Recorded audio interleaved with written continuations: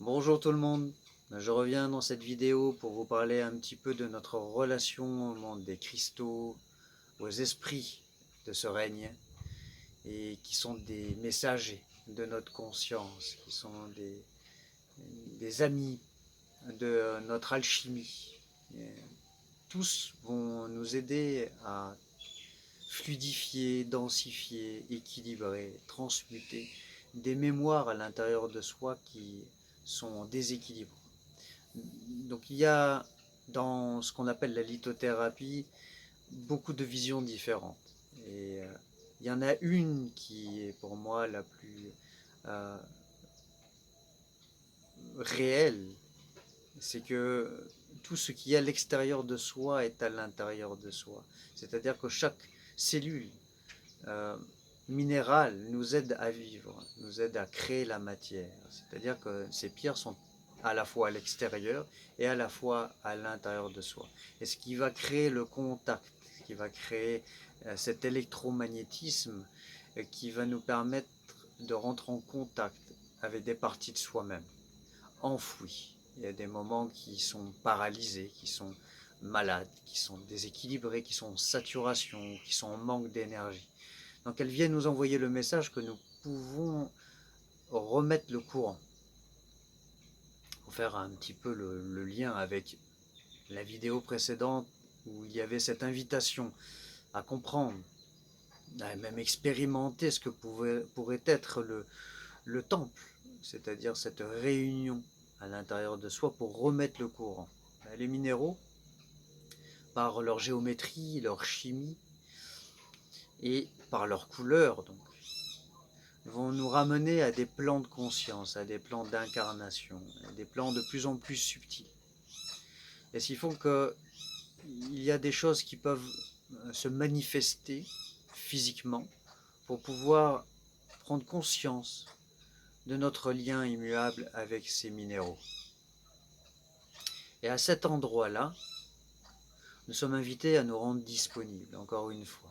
C'est-à-dire que dans cette initiation que je propose, il y a la nécessité de s'engager à vouloir se rencontrer à la fois de l'intérieur, mais en relation aussi avec l'extérieur. Ce qui fait que chaque élément et chaque règne vont nous renvoyer, vont nous ramener à l'intérieur de soi pour pouvoir se rassembler. C'est un mariage au niveau de ce qui est à l'extérieur et ce qui est à l'intérieur, ce qui est enfoui et ce qui est manifesté, et ce qui est au plus profond de notre être et qui est déjà ici et maintenant dans ce qu'on peut visiter, expérimenter. Et donc c'est ça, c'est à ce niveau-là qu'il y a un intérêt à la lithothérapie. C'est dans le sens où il n'y a pas de séparation réelle.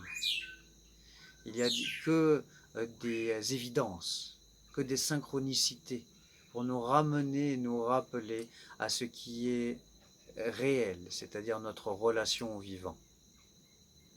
Alors comment, dans cette initiation, on s'y prend?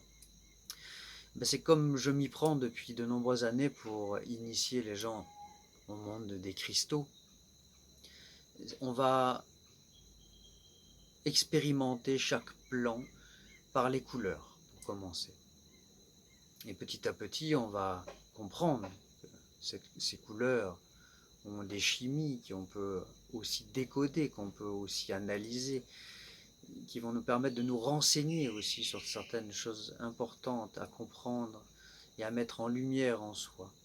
Et donc c'est avec ces couleurs, c'est pour ça que ça se nomme l'être arc-en-ciel, mais aussi la vision arc-en-ciel quand je transmets au niveau des pierres, c'est-à-dire qu'on passe de l'obscurité qui est à l'intérieur de cette obscurité à toutes les couleurs, d'aller s'introspecter pour voir les différentes couches de notre être, les différentes qualités manifestées, et nous permet de les mettre en lumière par étapes, on va dire, par paliers, comme s'il y avait toutes ces portes intérieures qui devaient s'ouvrir pour finalement disparaître et s'unir au tout. Et donc, à la fois c'est physique, à la fois c'est émotionnel, mental et spirituel. Et donc l'énergie, elle est biomagnétique, elle est électromagnétique, et elle nous permet de remettre le lien, remettre le contact avec cette énergie, remettre de l'harmonie.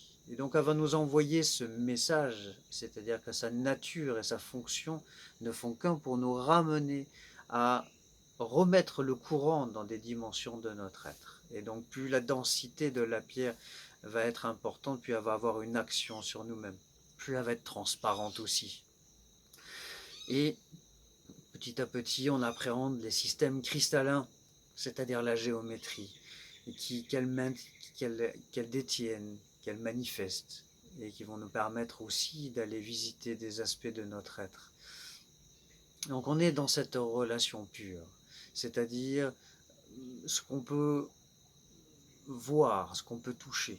Donc on parle au niveau des sens et au niveau de notre relation au vivant, notre relation à cette dimension minérale en soi.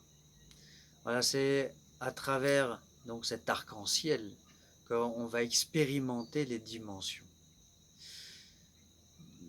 Voilà, je vous souhaite une belle intégration de ce que je viens de dire. et je vous dis à très bientôt. Merci.